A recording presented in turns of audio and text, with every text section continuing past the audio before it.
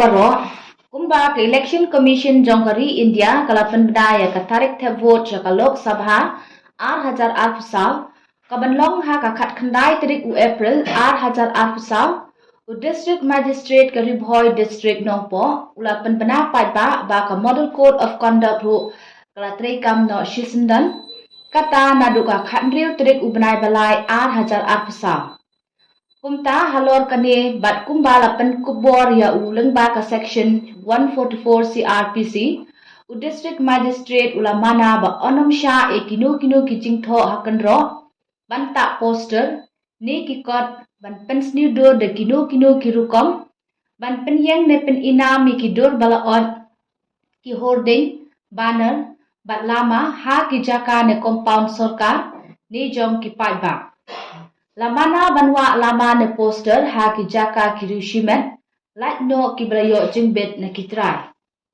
Lakhang banwa lama ne tak stiker ha ki kali light no ki kali balong try hi ni ki brayo Jingpynbna ki bor bahalor. Lakhang persya ino banra suloi ne tiar penbethei light no ki pulit sipai bat kiwi ki force ki bla ai bor da ka sarkar.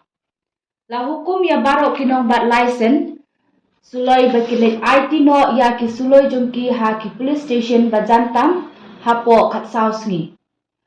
Omsya ban pelong meeting election claim ke Jingpynbna district magistrate lem bat urang bat shnong jong ke jaka balong meeting.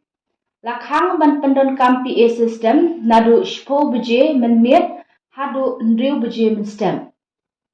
Ya ki tiar PA system ba Donkam claim ke permission on kurup. Onom la ban penlong rally ne procession claim ke Jingpynbna. Lamana ye kiru shimet ne kenhun banra pisah palat sanpo hajar tingka. Lamana ru ba onom sha ino ban penlong program ye ki. Kenang ba ke Jingpynbna ya ke election ke long ke bayat bet yat renti hadu bakut. Kublai shibur.